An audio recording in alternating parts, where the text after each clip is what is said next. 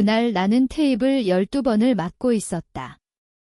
한재그룹 회장 한준혁이 혼자 앉아 서류에 사인하는 모습을 힐끗 보았다. 펜이 종이 위를 미끄러지는 궤적이 너무 익숙했다. 10년 전 아버지가 마지막으로 쓴 서명과 똑같았다. 나는 숨을 멈췄다. 손에 든 물병이 무겁게 느껴졌다. 죄송합니다만 그 서명은 제 아버지의 것입니다. 목소리가 떨렸다. 한준혁이 고개를 들었다. 처음엔 웃는 듯 했지만 내 눈을 마주치자 표정이 굳었다. 그는 서류를 덮고 조용히 물었다. 무슨 말이죠? 나는 대답하지 않았다. 그저 그를 똑바로 바라봤다. 10년 동안 가슴에 묻어둔 증오가 그 순간 표면으로 올라왔다. 나는 김서연이다. 지금은 강남의 이 레스토랑에서 웨이트리스로 일한다. 18배 부모를 모두 잃고 20살부터 혼자 살았다. 아버지는 중소기업을 운영하던 평범한 사업가였다. 한때 한재그룹과 합작 프로젝트를 진행했다. 그러다 회사가 부도났고 아버지는 빚더미에 앉아 스스로 목숨을 끊었다. 어머니는 그 충격으로 암이 악화돼 1년 뒤 따라갔다. 경찰은 자살로 결론 내렸다. 언론은 경영 실패라고 썼다. 나는 아무 말도 하지 않았다. 그때 나는 너무 어려서 아무것도 할 수 없었다. 하지만 나는 알고 있었다. 아버지의 서명이 위조되었다는 사실을. 합작 계약서에 아버지가 절대 쓰지 않던 방식으로 사인이 되어 있었다. 아버지는 김자를 쓸 때 항상 획을 하나 더 꺾었다. 그 서명에는 그 꺾임이 없었다. 그 서명을 처음 본 건 아버지 장례식장이었다. 한준혁이 조문을 왔을 때 그는 내게 명함을 건넸다. 명함 뒷면에 연락처를 적으며 쓴 메모 그 필체가 아버지의 서명과 똑같았다. 나는 그때부터 알았다. 그가 아버지를 죽인 사람이라는 걸. 10년 동안 나는 그 사실을 입에 담지 않았다. 증거가 없었다. 돈이 없었다. 힘도 없었다. 그래서 나는 살아남는 데만 집중했다. 학원을 다니며 자격증을 땄고 밤에는 식당에서 일했다. 돈을 모았다. 그리고 기다렸다. 한준혁은 그날 이후로 그 레스토랑에 자주 왔다. 혼자 올 때도 있었고 비서와 올 때도 있었다. 나는 일부러 그의 테이블을 맡았다. 그는 나를 기억했다. 어느 날은 와인을 따르며 내게 물었다. 그날 그 말 진심이었나요? 나는 고개를 끄덕였다. 네, 제 아버지가 김태호였습니다. 그는 잠시 침묵했다.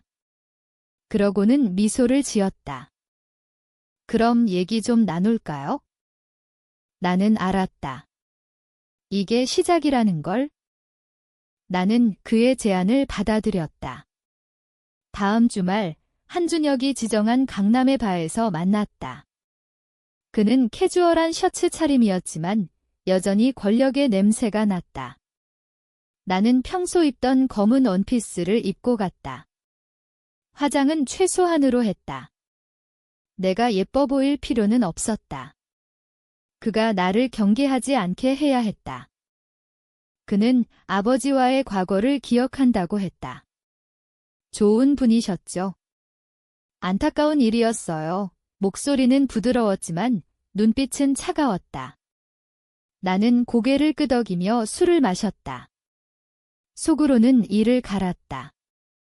나는 그에게 말했다. 아버지가 죽기 전 한재그룹과의 합작이 무산되면서 큰 손실을 봤다고. 그때부터 그는 관심을 보였다. 그렇게 힘들었는데 지금 이렇게 잘 지내는군요. 그의 말투에 동정이 섞여 있었다. 나는 그 동정을 이용하기로 했다. 몇 번 더 만난 뒤 그는 내게 제안했다. 우리 회사에서 일해보지 않겠나? 나는 놀란 척했다. 저 같은 사람이요. 자네 아버지와 인연이 있으니 특별히 배려하고 싶네. 나는 받아들였다. 한재그룹 전략기획실 행정지원으로 들어갔다. 급여는 이전의 3배였다. 동료들은 나를 부러워했다. 나는 웃으며 받아들였다. 속으로는 계산했다. 회사에 들어가자마자 나는 조용히 움직였다. 아버지와 관련된 옛 자료를 찾았다. 15년 전 합작 프로젝트 파일은 이미 폐기됐다고 했다. 하지만 나는 포기하지 않았다. 밤늦게까지 야근하며 서버를 뒤졌다. 삭제된 파일도 복구할 수 있는 방법을 배웠다. 한준혁은 나를 자주 불렀다. 커피를 타오라고, 자료를 정리하라고. 나는 순종적으로 따랐다. 그는 내게 점점 신뢰를 보였다. 어느 날은 술자리에 데려갔다. 재계 인사들이 모인 자리였다. 그는 나를 소개하며 말했다. 이 친구 아버지와 옛날에 사업을 같이 했었네. 사람들은 웃었다. 나는 미소 지으며 술을 따랐다. 손이 떨리지 않도록 이를 악물었다. 그날 밤 집에 돌아와 거울을 봤다. 내 눈이 낯설었다. 언제부터 이렇게 차가워졌을까? 나는 스스로에게 물었다. 아직 늦지 않았을까? 그냥 이 좋은 자리에서 잘 살면 안 될까? 하지만 아버지의 얼굴이 떠올랐다. 장례식장에서 본 창백한 얼굴. 나는 고개를 저었다. 아직 멀었다. 회사 생활 6개월 차, 나는 한준혁의 개인 비서실로 이동됐다. 그의 바로 옆자리였다. 그는 나를 믿었다. 중요한 회의에도 데려갔고 해외 출장에도 동행시켰다. 나는 그의 일정을 모두 알았다. 누구를 만나고 어떤 계약을 준비하는지. 나는 조금씩 자료를 모았다. 아버지 회사와 한재그룹의 과거 거래 내역, 은행 기록, 변호사와의 이메일, 모두 조각이었다. 하지만 퍼즐이 맞춰지기 시작했다. 한준혁은 15년 전 아버지의 기술을 탐냈다. 합작 명목으로 투자 유치 후 아버지의 서명을 위조해 지분을 모두 자기 쪽으로 넘겼다. 아버지는 뒤늦게 알았지만 이미 늦었다. 은행 대출까지 연대보증을 섰던 아버지는 파산했고 결국 스스로 목을 메었다. 나는 그 증거를 복구했다. 삭제된 메일, 백업되지 않은 파일, 하나하나 출력해서 USB에 저장했다. 그런데 이상한 일이 생겼다. 한준혁이 나를 다르게 보기 시작했다. 어느 날 밤, 늦게까지 야근하다가 그가 내게 말했다. 서연 씨, 힘들지 않나? 나는 고개를 저었다. 당신 같은 사람이 곁에 있으니 든든하네. 그는 내 손을 잡았다. 나는 놀라서 빼지 못했다. 그의 손은 따뜻했다. 나는 혼란스러웠다. 이 사람을 증오해야 하는데 그의 외로움이 느껴졌다. 재벌 회장이라는 자리 얼마나 외로울까? 그날 밤 나는 잠을 이루지 못했다. 만약 그가 진심으로 미안해한다면? 만약 그때 어리고 어리석었던 선택이었다면? 아니다. 나는 스스로를 타이르며 일어났다. 미안함은 죽은 사람을 살리지 못한다. 나는 계획을 가속했다. 옛 변호사를 찾아갔다. 아버지 사건을 맡았던 사람이었다. 그는 이미 은퇴한 상태였지만 내 이야기를 듣고 눈물을 글썽였다. 그때 증거가 부족해서 나는 그에게 USB를 건넸다. 그는 고개를 끄덕였다. 그리고 언론사 기자 한 명을 접촉했다. 신뢰할 수 있는 사람이었다. 자료를 넘기기 전 나는 한준혁을 시험했다. 어느 날 그의 방에서 옛 계약서를 꺼내 보였다. 이거 아버지 서명 같은데요? 그는 잠시 굳었다. 그러고는 웃었다. 옛날 일이야. 잊어버려. 나는 미소 지었다. 그 순간 그의 눈에 살짝 스친 불안함을 놓치지 않았다. 폭탄은 터졌다. 어느 아침 주요 일간지에 기사가 났다. 한재그룹 창업주 일가의 숨겨진 과거 15년 전 중소기업 사장 죽음의 진실. 서명 위조 의혹, 지분 강탈, 연대보증 강요. 모든 게 드러났다. 주가는 폭락했다. 한준혁은 긴급 기자회견을 열었다. 그는 담담하게 말했다.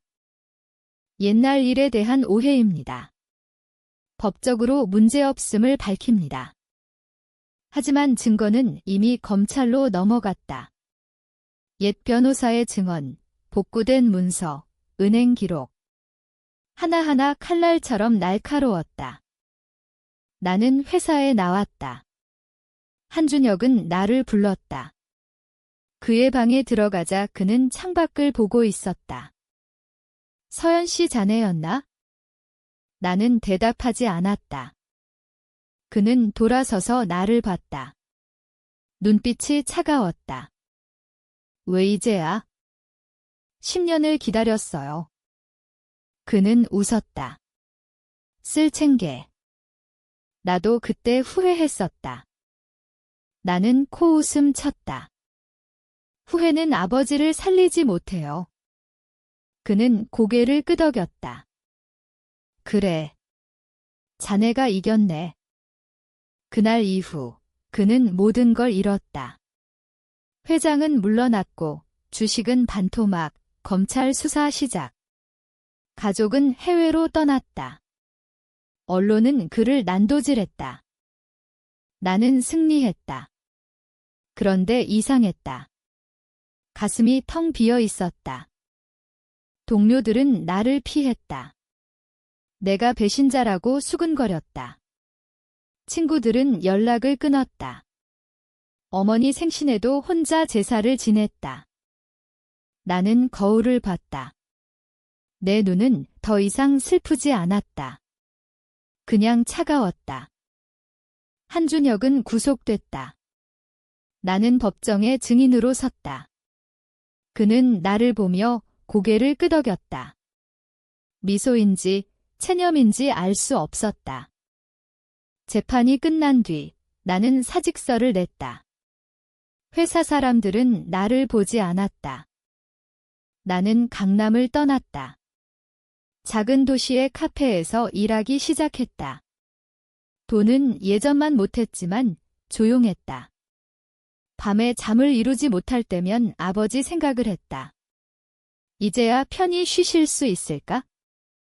어느 날 우편물이 왔다. 교도소에서 온 편지였다. 한준혁의 필체였다. 서연 씨, 모든 걸 잃었지만 이상하게 홀가분하다. 당신 덕분에 과거를 직면할 수 있었다. 고맙다. 그리고 미안하다. 나는 편지를 읽고 찢었다. 눈물이 났다. 증오인지 연민인지 알 수 없었다. 나는 다시 서울로 올라왔다. 아버지 묘소에 갔다. 오랜만이었다. 아버지 제가 해냈어요. 바람이 불었다. 아무 대답도 없었다. 그날 밤 뉴스를 봤다. 한준혁이 교도소에서 자살 기도했다는 소식이었다. 중태라고 했다. 나는 TV를 껐다. 가슴이 답답했다. 내가 원했던 게 이거였나. 나는 창밖을 봤다. 서울의 불빛이 여전히 밝았다. 누군가는 여전히 저기서 권력을 쥐고 누군가는 무너지고. 나는 조용히 중얼거렸다. 이게 정의였을까? 몇 달 뒤 한준혁은 결국 세상을 떠났다. 공식 발표는 병사였다. 나는 장례식에 가지 않았다. 나는 다시 일상으로 돌아갔다. 카페에서 커피를 내리고 손님을 맞이했다. 가끔 사람들이 내 이야기를 알아보고 수근거렸다. 저 사람 한재그룹 무너뜨린 여자 아니야? 나는 미소 지으며 커피를 내밀었다. 이제 나는 아무도 아닌 그냥 김서연이다. 복수는 끝났지만 내 안의 빈 공간은 채워지지 않았다. 때론 꿈에서 아버지를 본다. 아버지는 아무 말 없이 나를 본다. 그 눈빛이 슬프다. 나는 깨어나 창밖을 본다. 새벽거리는 고요하다. 나는 스스로에게 묻는다. 내가 그를 죽인 걸까? 아니면 그가 나를 죽인 걸까?